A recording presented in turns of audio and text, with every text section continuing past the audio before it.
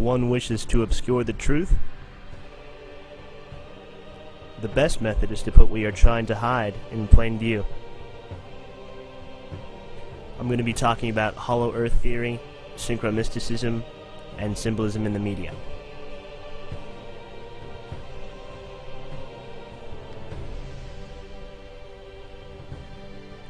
There are certain unexplainable phenomena having to do with the Earth's geomagnetic pull, magnetism, our own DNA's response to it, and our own genetic manipulation,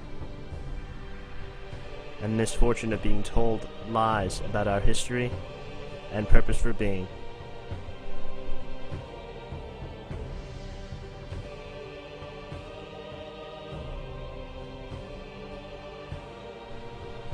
A subdivision of Hitler's SS known as the Thule Society often used the Black Sun sigil in their most powerful and potent rituals. As you see, the spinwheel design of the Black Sun emulates the Stargate motif, or alternating island syndrome, that is most commonly representative in the media.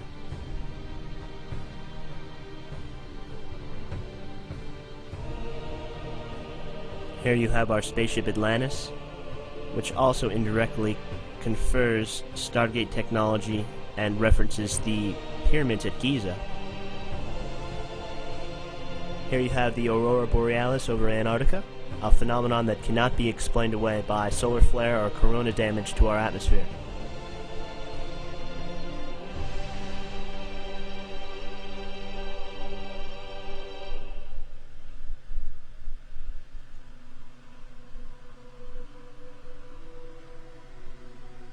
Notice the serpent rope DNA on either side of this Thule Society flyer with the swastika or Black Sun sigil in the center. This society was renowned for being able to reverse engineer alien craft or extraterrestrial craft, not necessarily from outside of the planet, but perhaps within.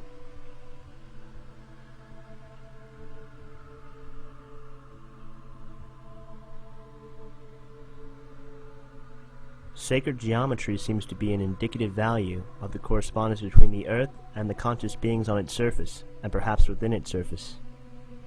The fractalated nature of our microbiology, our DNA, seem to mimic the stars and the patterns of Fibonacci sequences in every possible way. Here you have a motif of the southern tip of the Black Sun as an entrance to Hollow Earth or Agartha, and this is a geometric explanation of the patterns of Giza. Illumination. Whatever it is at the boiling point of social consciousness. There is a pale green electric rider on the glass horizon, bringer of equilibrium, balance, and evolution into a new era.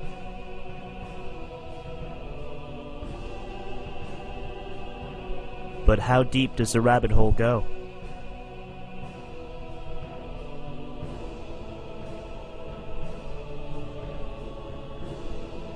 As Alice sits on her psychedelic Amanita mushroom cat with the Cheshire Cat glancing over at her in his Masonic stripes, I can't help but to think that this wonderland they're depicting is actually Agartha, or Shangri-La. As seen in Sky Captain and the World of Tomorrow, they actually venture to Shangri-La in search of an evil Nazi scientist by the name of Totenkopf, which relates back, once again, to the Thule Society and Hitler's mission to Antarctica and a venture to find Agartha.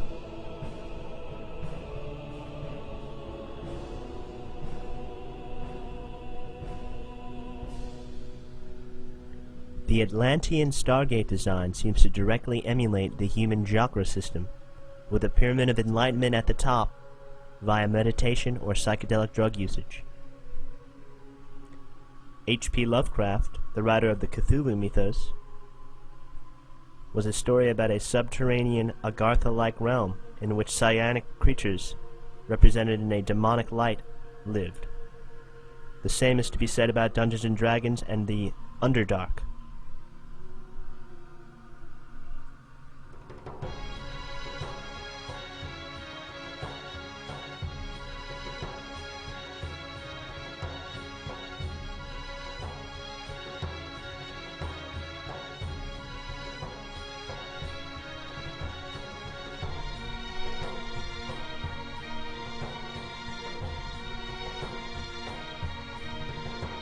Here we see our favorite Tiny Toon rabbit, right in the bullseye of an Atlantean stargate. Another rabbit in a wormhole, you could say. On a checkerboard in a Masonic lodge, with eyes of illumination at the north and south entrances to Agartha. 33 divisions from the surface of the planet to the interior.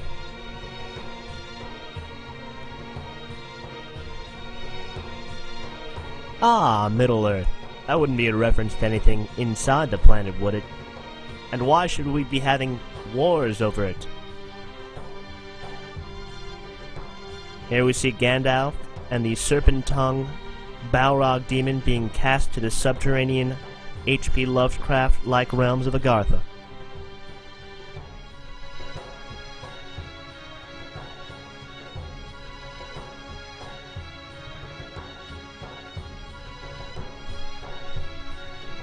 And then we come, of course, to the demonization of the sacred feminine as she eats the apple in the Garden of Eden, tempted by the serpent Lucifer, who is only representative of the occult knowledge of the origins of Genesis, the origins of creation.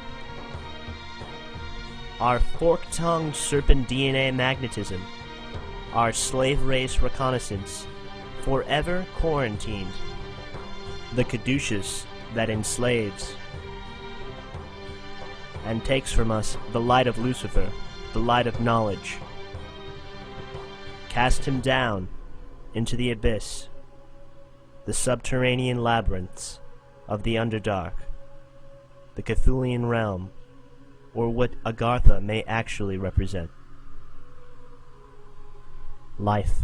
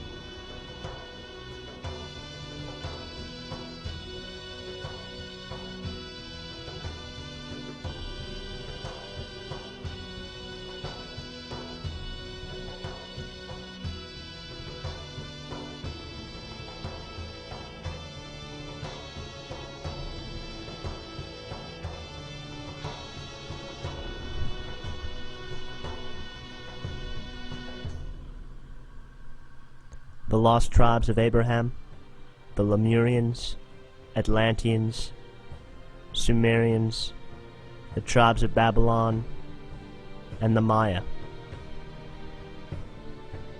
Perhaps they knew exactly what Agartha was, and where it was, and why the Illuminati has tried to blindfold us as to our origins for so long.